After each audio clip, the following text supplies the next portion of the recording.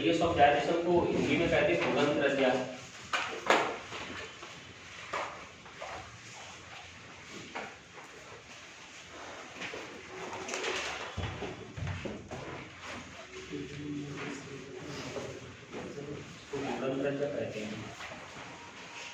अब ये घूर्णन त्रिज्या क्या होती है, जैसे सपोज कीजिए कि एक ये बॉडी है। अच्छा जी, हम जैसे टेढ़ी मेढ़ी बॉडी क्यों लेते हैं, जैसे हम मोमेंट ऑफ इनर्शिया जब पढ़ते हैं तो चाहे इरेगुलर इस टाइप की बॉडी क्यों लेते हैं, यानी ऐसी बॉडी हम इसलिए लेते हैं क्योंकि ये बॉडी हमारी किसी भी शेप में हो सकती है, सिलेंड्रिकल हो सकती है, स्फेरिकल हो सकती है, सभी टाइप की बॉडी के लिए ये फार्मूला ट्रू है। तो इसमें सपोज कीजिए कि ये अपने ये इस एक्सिस के अक्रॉस हम इसको रोटेट करा रहे हैं बॉडी को। ये बॉडी कई मासेस से मिलकर के बनी हुई है। कोई मास m1 है, r1 डिस्टेंस पर है, m2 मास r2 डिस्टेंस पर है, इस तरह से mm मास है, rn डिस्टेंस पर है। अब एक यहाँ पर इसका सेंटर ऑफ मास है ये m, और इसकी एक्सिस से डिस्टेंस है k। तो जहां पर हम तो इसका रेडियस ऑफ जाइरेशन है जो एक्सिस से, जहां पर इसका centre of mass concentrate assume कर सकते हैं। तो इस बॉडी का टोटल मोमेंट ऑफ इनर्शिया कैसे हम निकालेंगे, टोटल मोमेंट ऑफ इनर्शिया हम बॉडी का ऐसे निकालेंगे, I equal to m1 r1 square m2 r2 square और mn rn स्क्वायर, ये इसका मोमेंट ऑफ इनर्शिया हो जाएगा बॉडी। अब हमने बॉडी का ये रेडियस ऑफ जाइरेशन है k, m यहाँ पर होल मास बॉडी का कंसंट्रेट एज्यूम किया है। तो I बराबर होगा m k स्क्वायर। तो k क्या है, यहाँ पर रेडियस ऑफ जाइरेशन है, यानी बॉडी के अंदर ऐसा पॉइंट जहां पर हम उसके होल मास को कंसंट्रेट एज्यूम कर सकते हैं, तो उसका मोमेंट ऑफ इनर्शिया उतना ही आएगा जितना कि उस एक्सिस के अक्रॉस होल बॉडी का मोमेंट ऑफ इनर्शिया उसी के बराबर आएगा। तो k बराबर क्या हो जाएगा, जाइरेशन क्या होता है? जाइरेशन ये वर्ड यूज होता है जब हम रोटेटरी मोशन कराते हैं तो उसमें जाइरेशन वर्ड यूज होता है। जैसे जायरोस्कोप है, जायरोस्कोप क्या मेजरमेंट करता है, जायरोस्कोप मेजरमेंट करता है रोटेशनल मोशन को, जायरोस्कोप। ये उसमें जैसे बड़े बड़े जो डंपर वगैरह होते हैं उनमें स्पीडोमीटर के साथ एक वो लगा रहता है आरपीएम को मेजरमेंट करने वाला, रिवॉल्यूशन पर मिनट रिवॉल्यूशन, तो वो क्या कहलाता है, वो कहलाता है जायरोस्कोप। ठीक, और स्पीडोमीटर क्या बताता है, वो स्पीड बताता है। तो k बराबर यहाँ से कितना हो जाएगा, k बराबर होगा root I upon m, k equal to root I upon m हो जाएगा। यानी k देखो k स्क्वायर बराबर है, k स्क्वायर किसके बराबर है, I अपॉन m के बराबर है। तो k बराबर क्या होगा, रूट I अपॉन m। तो रेडियस ऑफ जाइरेशन क्या होती है, radius of gyration is equal to the square root of ratio of moment of inertia to the mass of the body. Radius of gyration ये distance है, तो distance की SI unit क्या होती है, मीटर होती है। तो रेडियस ऑफ जाइरेशन की एसआई यूनिट क्या होगी, मीटर में। ठीक, कैसे डिनोट करती है, कैसे डिनोट करते हैं इसको, रेडियस ऑफ जाइरेशन। अभी इसका इंपॉर्टेंस बताएंगे कि इसका इंपॉर्टेंस रेडियस ऑफ जाइरेशन का इंपॉर्टेंस क्या है, हम इसको मोमेंट ऑफ इनर्शिया से किस तरीके से रिलेटेड करते हैं, तो इसका क्या फायदा मिलता है हमको। तो पहले तो इसको नोट कर लो, radius of gyration. Radius of gyration की डेफिनेशन ऐसे लिख लोगे, it is equal to the square root of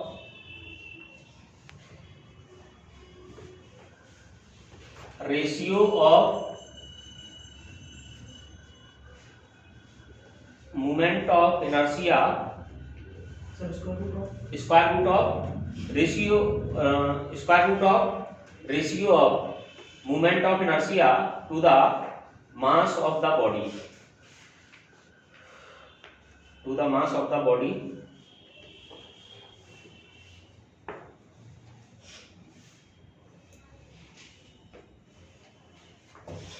Hindi में बोल देना, यह गुणन त्रिज्या वस्तु के जड़त्व आघूर्ण तथा द्रव्यमान के अनुपात के वर्गमूल के बराबर होती है।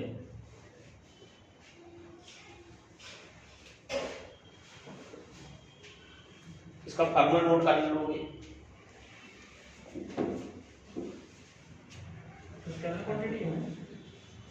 हाँ, ये के है, के स्केलर है।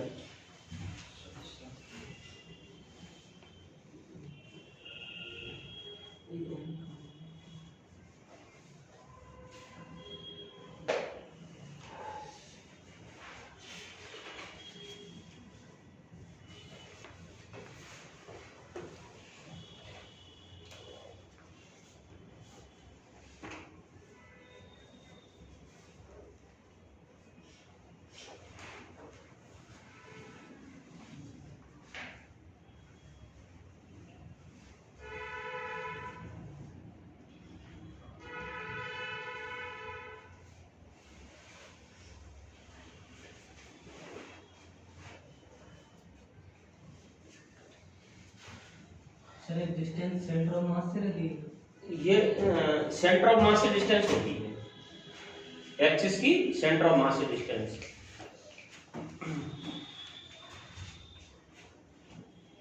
अब एक क्वेश्चन है इस पर, रेडियस ऑफ जाइरेशन पर।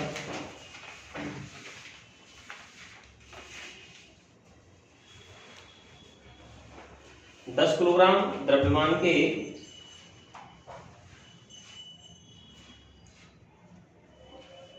एक पहिए का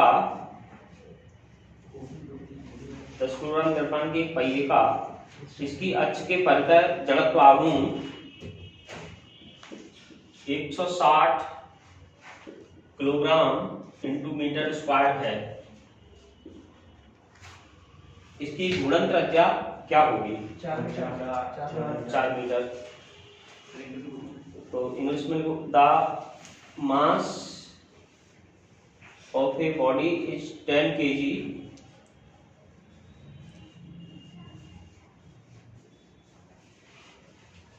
This wheel is rotated about a axis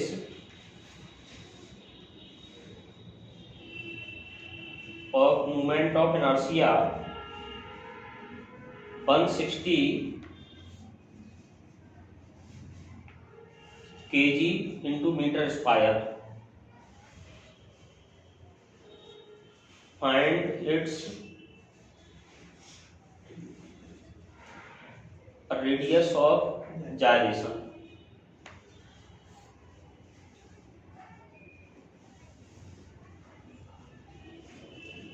Find its radius of gyration. तो इसको सॉल्व कर लेंगे।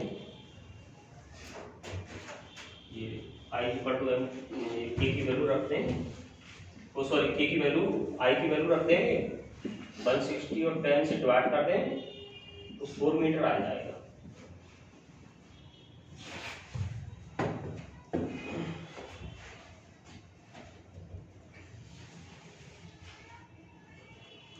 एक क्वेश्चन हम पीछे के कंसेप्ट में दे रहे हैं जो हमने पहले कंसेप्ट कराया है ये, ठीक। इसमें लिखो for a system of pulleys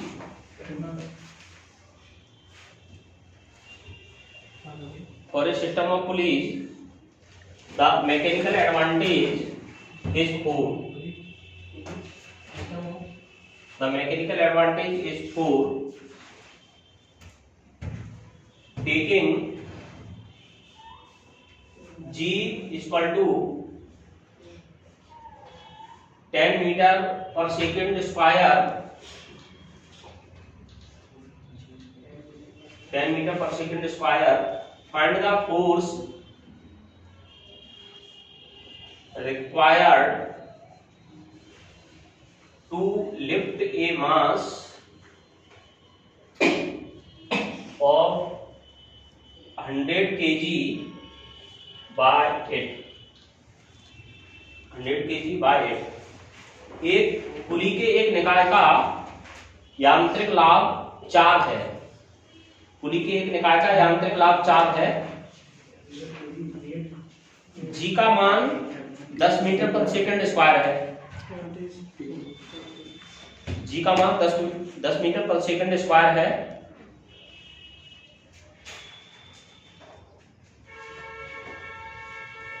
सौ किलोग्राम द्रव्यमान को उठाने के लिए कितने बल की आवश्यकता होगी? 250 न्यूटन। हाँ सही है, 250 न्यूटन।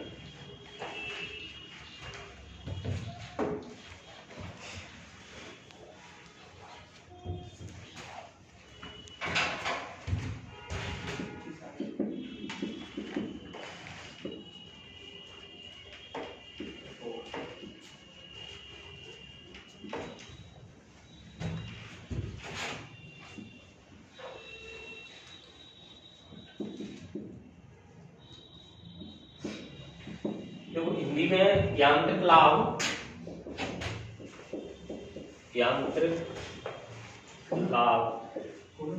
बराबर ये होगा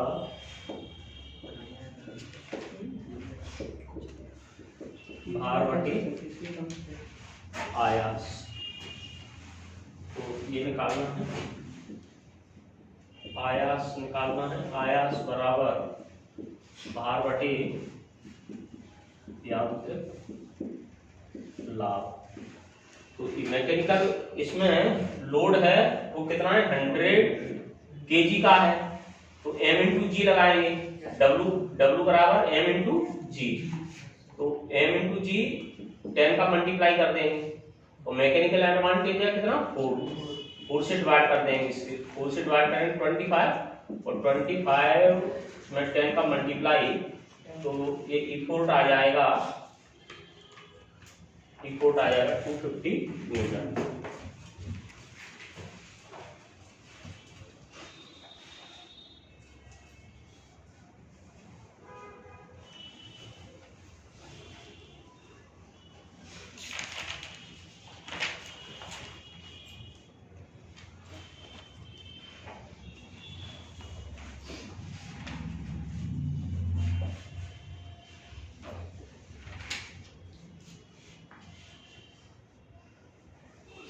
एक और क्वेश्चन लिखिए।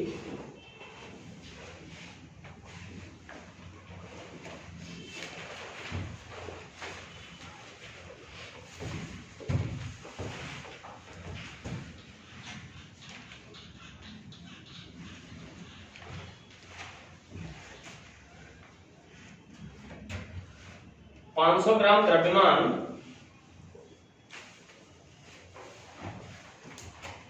तथा 500 ग्राम द्रव्यमान तथा 10 सेंटीमीटर त्रिज्या के बेलन का इसकी मुख्य अक्ष के परितः जड़त्व आघूर्ण क्या होगा? A cylinder of mass 100 gram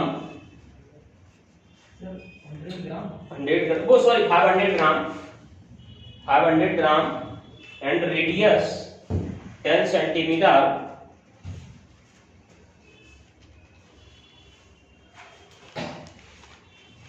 find its moment of inertia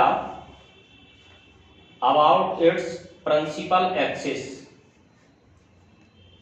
25 into 10 to the power moment of inertia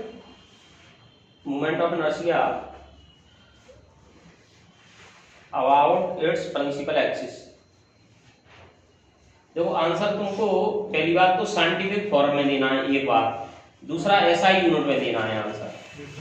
हाँ, आंसर तुम्हारे पेपर में सभी क्वेश्चन है वो एसआई यूनिट में ही आती है, चाहे वो न्यूमेरिकल में वो भले सीजीएस में दे दे वैल्यू, लेकिन आंसर है वो ऐसा ही नहीं आ रही।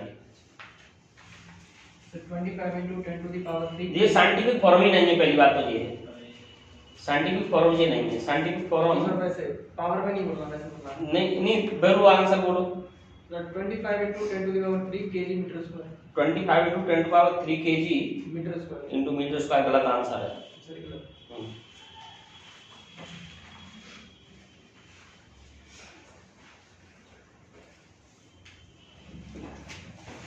हाँ तो गलती हो गई है।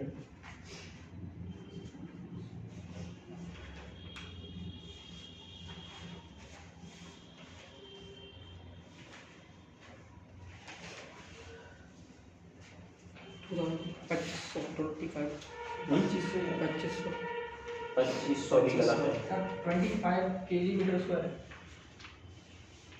देखो इसको इसके लिए फार्मूला, सिलेंडर का फार्मूला क्या होता है, 1/2 mr² ये होता है।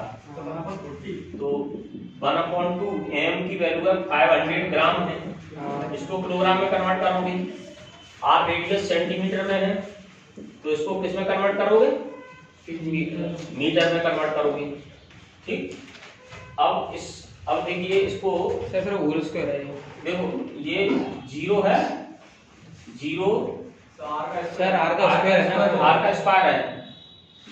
तो 0 से 0 कैंसिल, 0 से 0 कैंसिल, और ये 1/2 इंटू ये 500 है, यहाँ पर 2 आ जाएगा, 1/2 और 1/, ये कितना हो जाएगा 100। अब इसमें एक काम करो, इसमें एक 0 और बढ़ा लो, एक 0 इधर भी बढ़ा लो। तो ये 10 में 4 का डिवाइड कर दो, 10 में 4 का डिवाइड करोगे तो कितना आएगा 2.5। इस पावर को ऊपर ले जाओ, 10 to the power -3 kg into metre square. ये इस तरीके से ये साइंटिफिक फॉर्म है। लेकिन यहाँ पर जो नंबर आता है वो नंबर 1 और 10 के बीच में होना चाहिए, 1 और 10 के बीच में। 11th क्लास में ये था नहीं साइंटिफिक फॉर्म में लिखना था ना, पढ़ाई सर वैसे गलत हो जाता है। नहीं, गलत नहीं हो जाएगा, वो आंसर तुम्हारा साइंटिफिक फॉर्म में आता है। तो अपना जो साइंटिफिक फॉर्म में आंसर लिखो नहीं, जब जो फॉर्म दी हुई है उसमें लिखिए। अब तुम शर्ट पहन रहे हो, बटन पीछे की तरफ लगा रहे हो, अब तुम ये कहोगे कि इससे सर्दी रुकेगी नहीं क्या? सही है सर। क्वेश्चन है सर, होलो का जिक्र नहीं था क्या, होलो या सॉलिड? देखो सिलेंडर अगर होलो नहीं है, होलो का जिक्र नहीं है, तो इसका मतलब है कि ये सॉलिड है। अगर होलो होगा तो फिर होलो का जिक्र होगा। ठीक, देखो होलो है जैसे सिलेंडर है, तो इसका मतलब क्या है, वो सॉलिड है। ठीक, और होलो होगा तभी उसका नाम होगा होलो।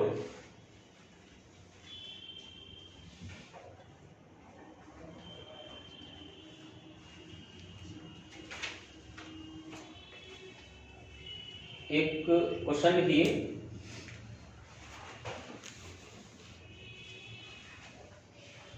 ए spare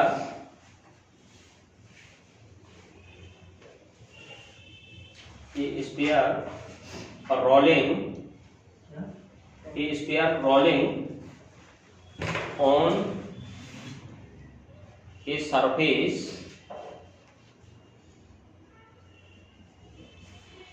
find the ratio of its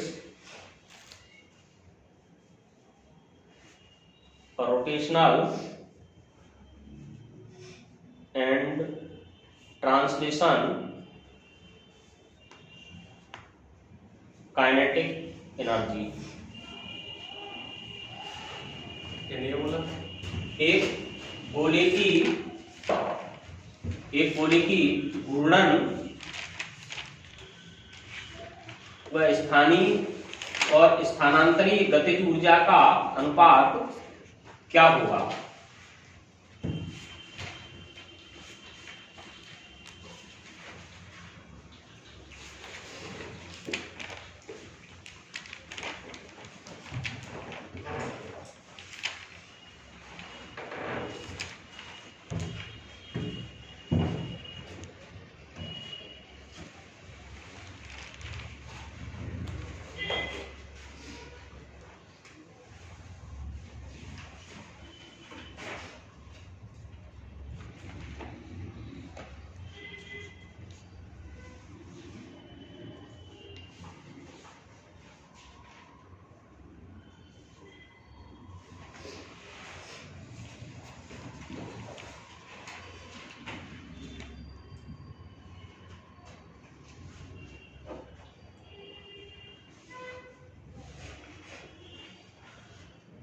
Saurabh प्रयास हो रहा है कि नहीं? नहीं हो रहा है। देखो इसमें रोटेशनल काइनेटिक एनर्जी आर के ई और के ई। रोटेशनल काइनेटिक एनर्जी कितनी होती है? 1/2 आई ओमेगा स्क्वायर। काइनेटिक एनर्जी कितनी होती है? 1/2 mv स्क्वायर। तो 1/2 से 1/2 कैंसिल हो गया। अब स्फीयर के लिए मोमेंट ऑफ इनर्शिया कितना होता है? 2/5 mr square into omega square. और m ये v इक्वल टू होता है r ओमेगा, तो r स्क्वायर ओमेगा स्क्वायर। अब m है, m से m कैंसिल, r स्क्वायर से r स्क्वायर, ओमेगा स्क्वायर से ओमेगा स्क्वायर कैंसिल, तो कितना आ जाएगा? 2/5। v इक्वल टू r ओमेगा के रिलेशन होता है लीनियर वेलोसिटी में एंगुलर वेलोसिटी।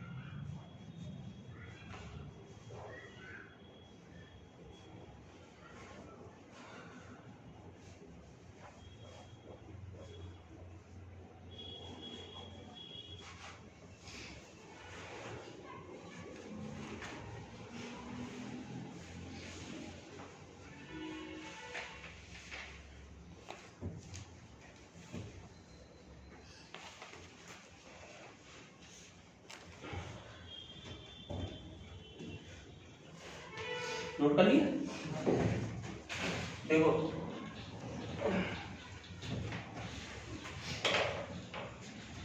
पहले तुमको ये कंसेप्ट बता रहे हैं कि जैसे कोई एक इनक्लाइंड प्लेन है, इनक्लाइंड प्लेन जैसे फिसल पट्टी होती है पार्क में, इनक्लाइंड प्लेन ये एंगल बना रहा है थीटा।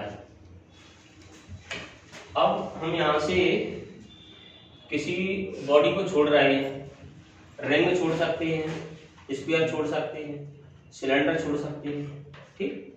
तो इसको यहाँ पर ग्राउंड में यहाँ तक आने में, जैसे यहाँ से छोड़ा तो यहाँ से यहाँ तक आने में लगने वाला टाइम है टी, एच इसकी हाइट है।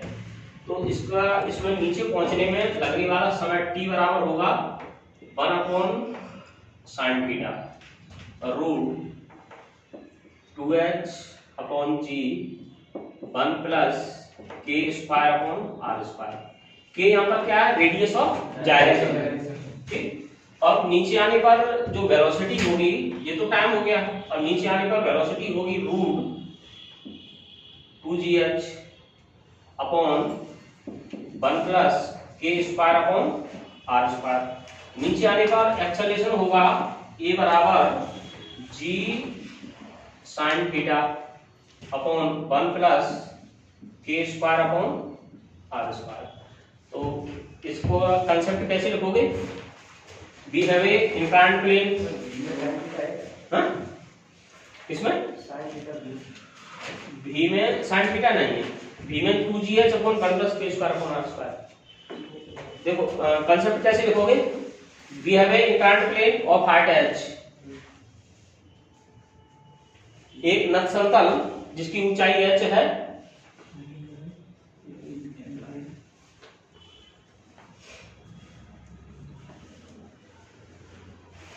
तथा यह समतल से थीटा कोण बनाता है, यह समतल से थीटा कोण बनाता है।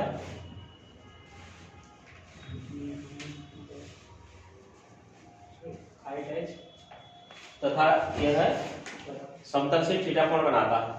तब किसी वस्तु को नीचे आने में लगने वाला समय, that time taken by body. वैसे अपने आप लिख लोगे, अब तो ये बात तुम नहीं लिख पाओगे? अच्छा लिख लो तो फिर, हमने सोचा लिख लोगे अपने आप। Height h, it is inclined at an angle theta, then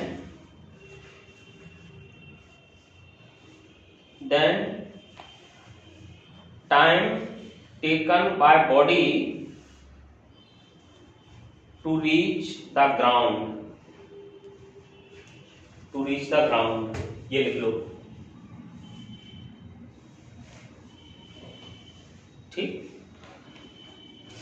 velocity, फिर इसको लिखने के बाद वेलोसिटी एट द ग्राउंड और एक्सेलरेशन एट द ग्राउंड।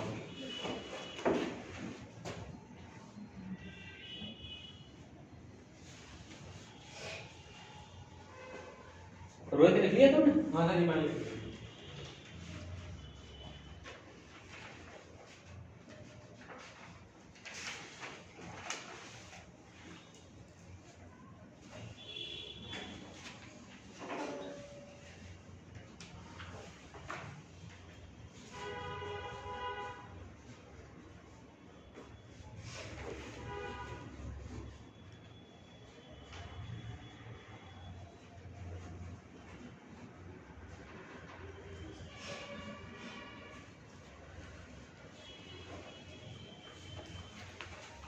ठीक, सब लिख लिए।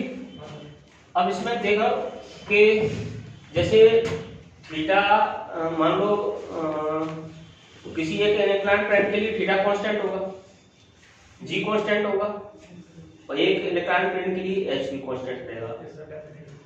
अब ये वन भी कांस्टेंट है, क्या बचा? के स्क्वायर और आर स्क्वायर। अब जैसे हम किसी इंक्लाइंड प्लेन से एक स्फीयर गिरा रहा है, एक हमने डिस्क को गिराया है, एक सिलेंडर गिराया है, उसी से एक रिंग को गिराया है, तो ग्राउंड में सबसे पहले कौन पहुंचेगा, सबसे बाद में कौन पहुंचेगा, ये हमें इस टाइप का क्वेश्चन जैसे पूछा जाता है। तो सबसे पहले ग्राउंड में कौन पहुंचेगा, तो सबसे पहले ग्राउंड में पहुंचने के लिए हमको सिर्फ इस वाली वैल्यू की जरूरत है। किस वाली वैल्यू की? के स्क्वायर अपॉन आर स्क्वायर, इसकी वैल्यू की जरूरत है। ये वाले क्वेश्चन हायर कंपटीशन में आते हैं। ये तुमको अगर जरूरत, जैसे फार्मूले तो याद रखोगे, अगर मान लो भाई ने भी पूछ लिया तो लगा दोगे फार्मूला। तो इसमें हम के स्क्वायर अपॉन आर स्क्वायर की वैल्यू निकालेंगे, और के स्क्वायर अपॉन आर स्क्वायर की वैल्यू जिसकी कम होगी वो जल्दी पहुंचेगा, क्योंकि ये टी है। के स्क्वायर अपॉन आर स्क्वायर जिसका कम होगा वो जल्दी पहुंचेगा, और जिसका के स्क्वायर अपॉन आर स्क्वायर ज्यादा होगा वो देर से पहुंचेगा। ठीक, तो एक क्वेश्चन लिखो, एक बला है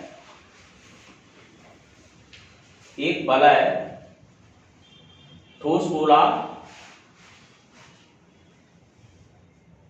तथा चकती को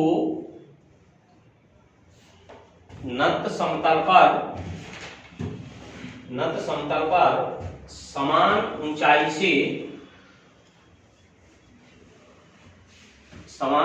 से नीचे की ओर लुढ़काया जाता है।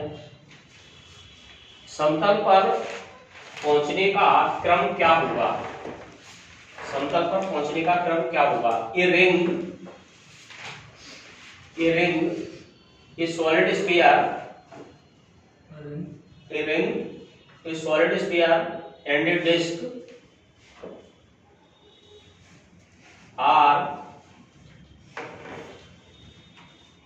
are at the same inclined plane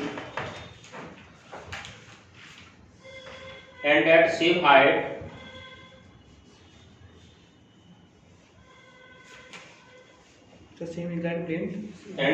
height, are rolling on the plane, then find the order of the time taken by them. Sir, find the order of time taken by them. तो देखो नीचे आने में लगने वाला समय किसके proportional होगा, टी प्रोपोर्शनल होगा के स्क्वायर अपॉन आर स्क्वायर के प्रोपोर्शनल होगा। तो के स्क्वायर अपॉन आर स्क्वायर की वैल्यू हमें निकालनी है। तो सबसे पहले नहीं, रूट की कोई जरूरत नहीं है, देखो सबके लिए रूट है, ठीक है, रूट है तो सबके लिए है। अब इसमें सबसे पहले हम इसको लेते हैं, किसको, रिंग को लेते हैं। तो रिंग अपनी एक्सिस पर जब रोटेट करती है तो मोमेंट ऑफ इनर्शिया क्या होता है, 1/2 वो सॉरी 1/2 नहीं, mr स्क्वायर होता है, mr स्क्वायर होता है ब्लैक का, रिंग का mr स्क्वायर। इसको हम बराबर कर देंगे m के स्क्वायर के, m के स्क्वायर के बराबर कर देंगे। सर हमें तो बताया नहीं सर आपने रेडियस या फिर डायमीटर की लिखने की। रेडियस या डायमीटर आप बोल रहे हो सर भला है, अबे एक्सिस में घूमेगी ना वो, एक्सिस डायमीटर वाला की तो है इसमें।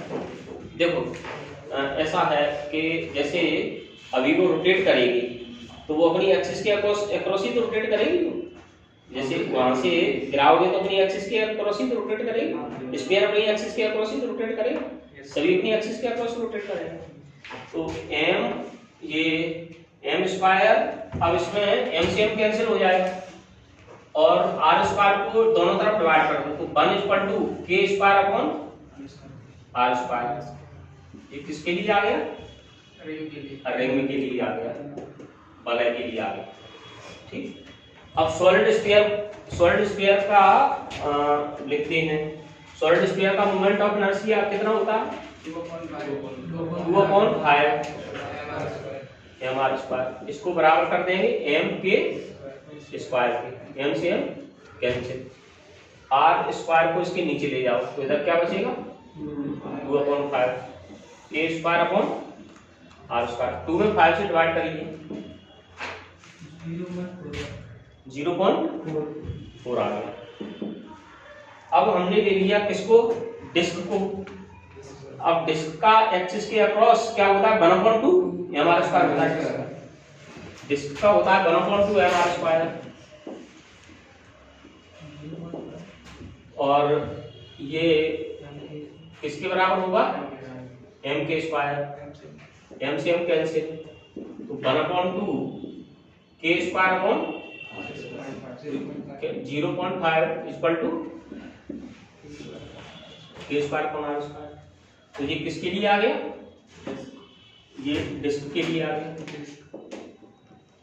अब इन तीनों में देखिए, इन तीनों में सबसे कम वैल्यू किसकी है, 0.4 किसके लिए, सॉलिड स्फीयर। तो सॉलिड स्फीयर सबसे पहले पहुंचेगा, उसके बाद में कौन पहुंचेगा, उसके बाद में डिस्क पहुंचेगी और फिर कौन पहुंचेगा, रिंग पहुंचेगी।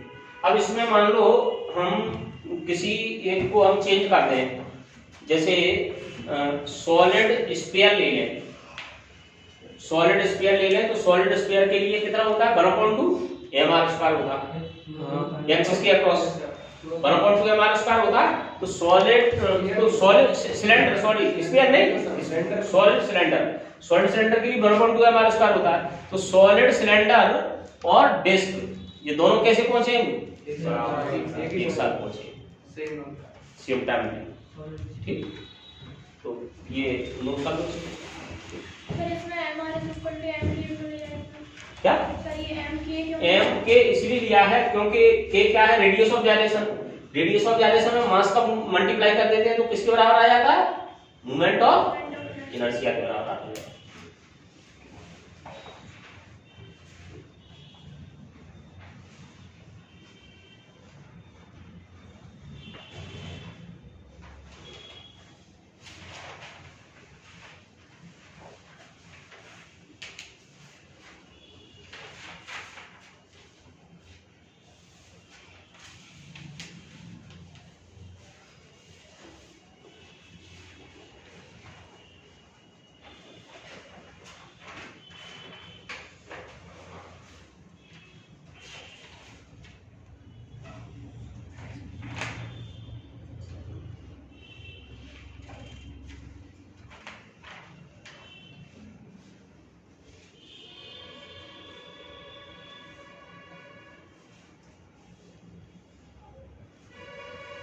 टाइम इसमें मिनट में रहेगा क्या इसमें टाइम मिनट में रहेगा या सेकंड?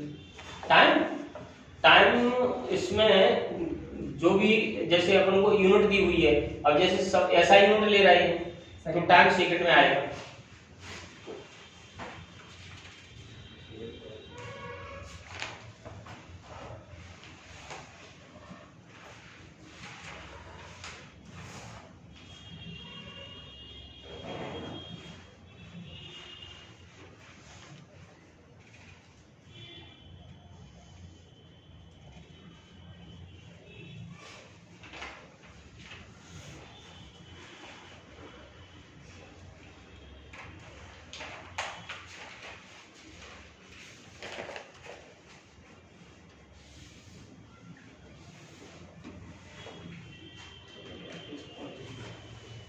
नोट कर लिए, समझ में आ गया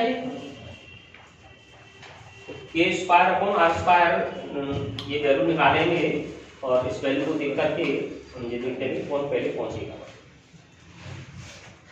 इस चैप्टर के जितने भी कंसेप्ट हैं वो सब पूरे हो चुके हैं और अब तुमको न्यू चैप्टर स्टार्ट कर रहे हैं ग्रेविटेशन का।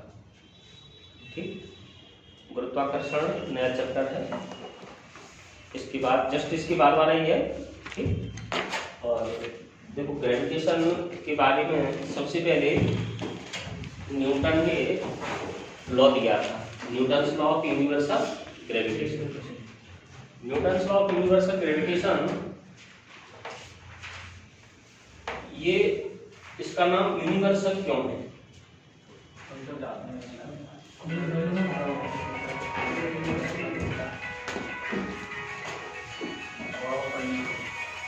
ये इसको यूनिवर्सल लॉ क्यों कहते हैं?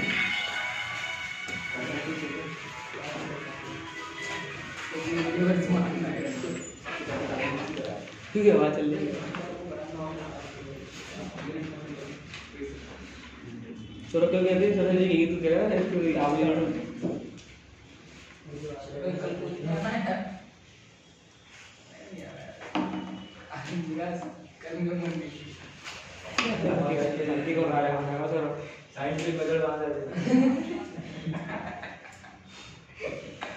सर बोलते यार मुझे भी भूल जाने कुछ नहीं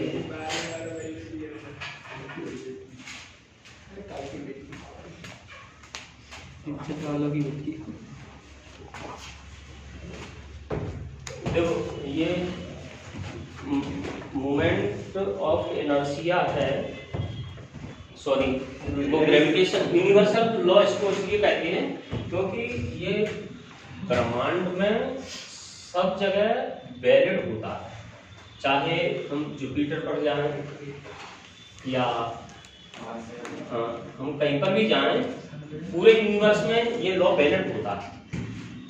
ठीक, इसलिए इसको यूनिवर्सल लॉ कहते हैं। जैसे कुछ लॉ की लिमिटेशंस होती है, लिमिटेशंस कैसे होती है?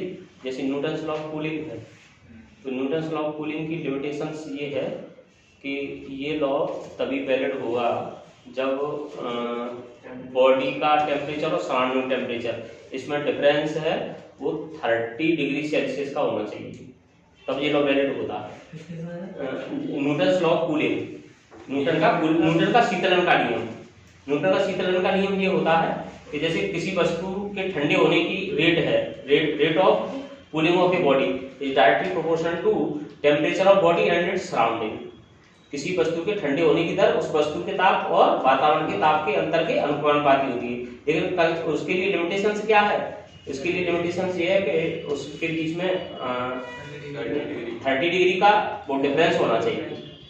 तो इसके लिए कोई लिमिटेशंस नहीं है, न्यूटन्स लॉ ऑफ यूनिवर्सल के लिए कोई लिमिटेशंस नहीं है। ये लॉ यहाँ पर भी वैलिड है। अब जैसे अभी अपने मून है, तो मून अपने अर्थ के अराउंड मोशन कर रहा है, तो ये भी ग्रेविटेशन फोर्स के कारण मोशन कर रहा है। अपनी अर्थ है सन के अराउंड मोशन कर रही है, ये भी ग्रेविटेशन फोर्स के कारण मोशन कर रही है। तो ये ग्रेविटेशन फोर्स है वो सब जगह लगता है, पूरे यूनिवर्स में है। पूरा यूनिवर्स इसी फोर्स से और दूसरी बात क्या है कि इस फोर्स का नेचर है वो हमेशा अट्रैक्टिव नेचर होता है।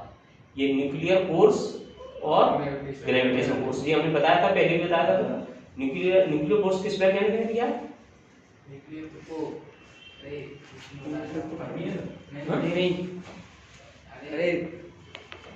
न्यूक्लियर फोर्स दिया है यूकावा ने। किसने? यूकावा। ये नहीं बताया आपने, न्यूक्लियर फिजन था, तू गलत कंफ्यूज कर दिया। नहीं, वो न्यूक्लियर फिजन है, वो नहीं तो याद करने लगा। फर्मी ने दिया है न्यूक्लियर, वो तो फिजन है, वो फर्मी ने दिया है। तो ये दिया है किसने? अच्छा, फ्यूजन दिया है बेथे ने। फ्यूजन बेथे जर्मनी के वैज्ञानिक बेथे थे, उन्होंने फ्यूजन दिया है। बेथे ने दिया है फ्यूजन, न्यूक्लियर फ्यूजन। सर बेथे और फिजन दिया है फर्मी ने। Fission Fermi. हाँ। और न्यूक्लियर फोर्स है, ये जापान के वैज्ञानिक थे यूकावा।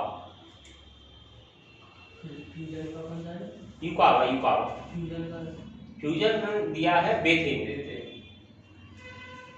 फोर्स का यूकावा, न्यूक्लियर फोर्स यूकावा।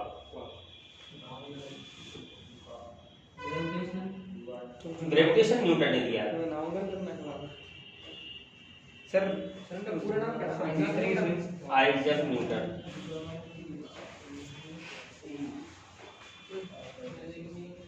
तो न्यूटन ने अपना जो यूनिवर्सल लॉ ये दिया था कि यूनिवर्स में कोई दो बॉडी है, m1 m2 r डिस्टेंस पर है, तो उनके बीच में जो फोर्स लगेगा वो कितना होगा? F=g m1 m2 upon r², इतना फोर्स लगेगा। यहाँ पर g कांस्टेंट है, इसकी वैल्यू होती है 6.67 × 10⁻⁻11 newton metre square upon kg square. इस वैल्यू को सबसे पहले केवेंडिश ने मेजरमेंट किया था, जी की वैल्यू को। केवेंडिश नाम के साइंटिस्ट थे, वो भौतिक शास्त्री नहीं थे, रसायन में थे वो। उन्होंने सबसे पहले मेजरमेंट किया था, केवेंडिश 1798। ये इसको ये लिखोगे, the force acting between two masses. पहले तो वो हेडिंग डालोगे Newton's law of universal gravitation, Newton's law of universal gravitation. Hindi में न्यूटन का सार्वत्रिक गुरुत्वाकर्षण का नियम। Newton's law of gravitation, universal gravitation, Newton का सार्वत्रिक गुरुत्वाकर्षण का नियम। According to this law the force acting between two masses is directly proportional to the product of their magnitude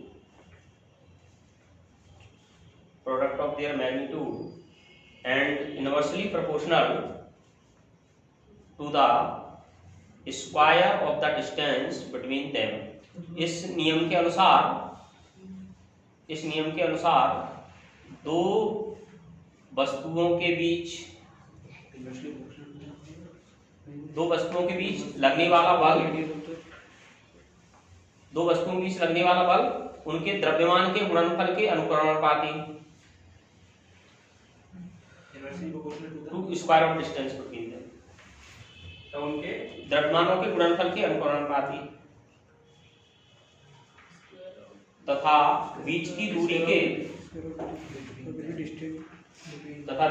के वर्ग के व्युत्क्रमानुपाती होता है।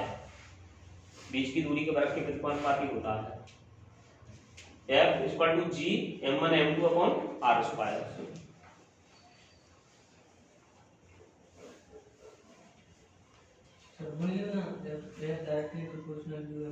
m1 m2 को डायरेक्ट लिख दो तुम। उसमें क्या है कि अभी अब कंपटीशन पड़ रहा है, तो वो थ्योरी में पढ़ रहे हो। इसको जी को किसने किया था? कैवेंडिश ने।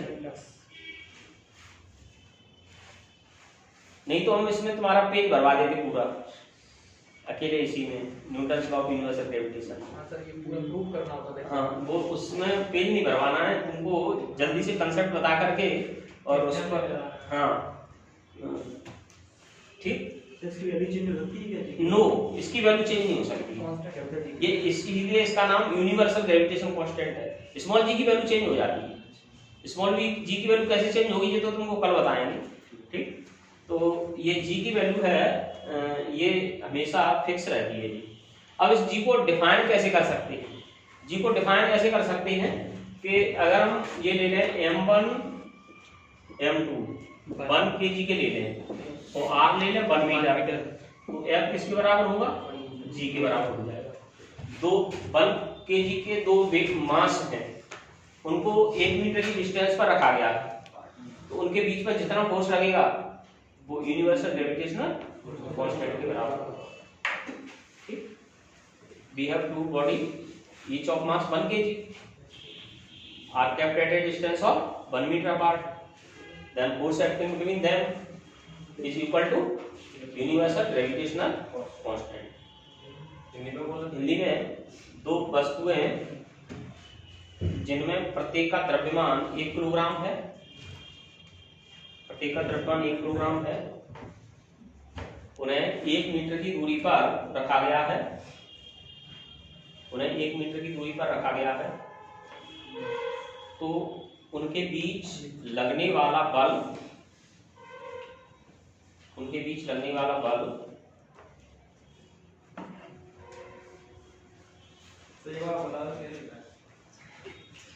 उनके बीच लगने वाला बल सार्वत्रिक गुरुत्वीय नियतांक के बराबर होता है। यदि इसकी डेफिनेशन तुम खुद बना सकते हो। कैसे? देखो इधर देखो, we have two body each of mass 1 kg are kept at distance 1 meter apart, then force acting between them universal gravitation। बना लोगे कि नहीं बना लोगे? तो फिर नहीं, वो मैं और कुछ लिखा था। हाँ, वो तो जी बोल रहा है, जी बोल रहा है। जी लिखा था। सर समझ रहे तुम क्या बोल रहे हैं।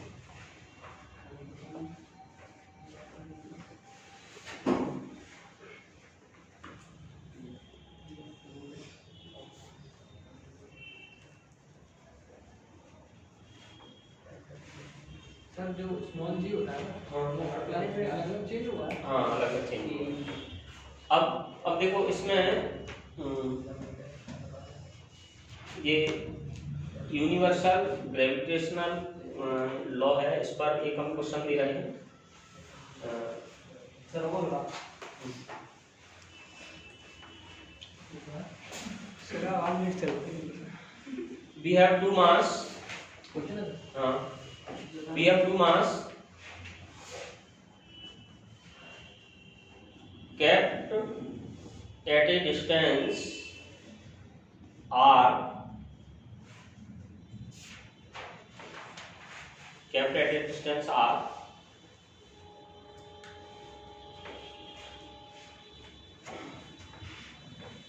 if both the mass are doubled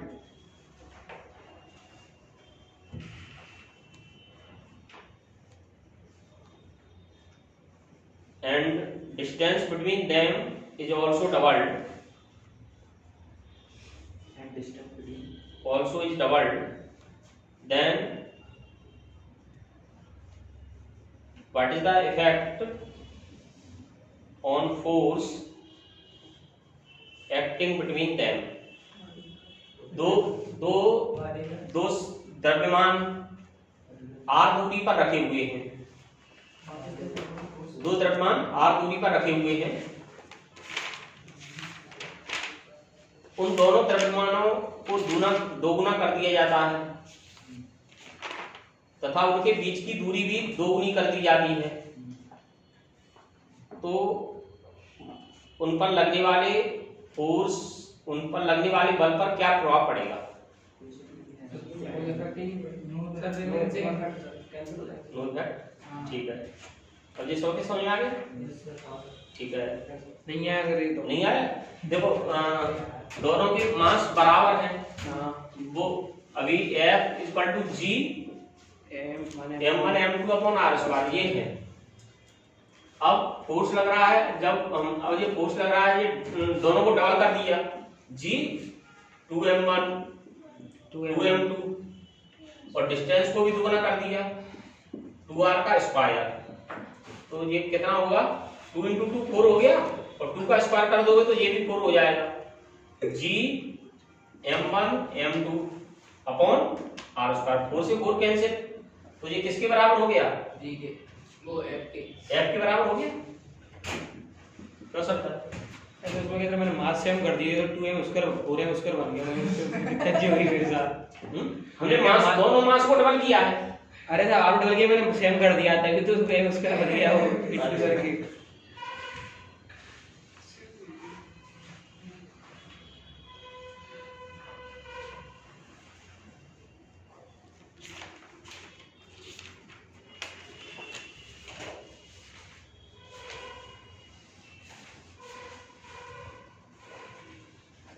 बोल दो क्वेश्चन पूछो। सर ये जी और इसमें ये वाला नीचे और इसके पीछे वो कैमरे जी वाला उसमें जी उधर जी टाइम पीरियड ससुराल में जी था उसमें इसका आंसर मेरा time period of long pendulum. देखो एक सुनो, एक ये क्वेश्चन है time period of a 9.8 metre long pendulum will be. तो 9.8 मीटर लेंथ का पेंडुलम है, ठीक। तो फॉर्मूला क्या होता है सिंपल पेंडुलम का? T equal to 2 pi root L upon G। अब 2 पाई और 9.8 लेंथ का 9.8 ये है, 9.8 कट गया 2 पाई, तो ये 2 पाई सेकंड टाइम वो आ जाएगा 2 पाई सेकंड, ठीक है। Yes sir. इसमें पाई की वैल्यू भी रख सकते हो, अगर वैल्यू में रखा हो तो वैल्यू रख सकते हो। ये 6.28 वाला आंसर आ जाएगा। हां सर यही है ठीक, 6.28 वाला। सर एक अगला और इसका आगे इसके पीछे हां सर दीवार तुम मत ये body start from this first period on earth at the end of first second its velocity पता पड़ी start from the at the end of पूरा पढ़ा हुआ है। प्रेशर बढ़ेगा ये पूरा पढ़ा है। तुम यहां बैठ के नहीं पढ़वाने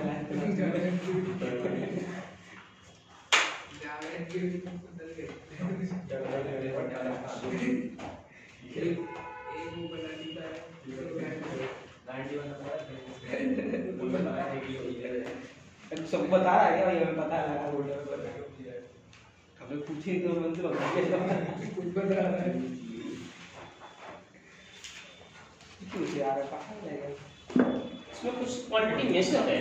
ये ज्यादा बोल रहे हैं।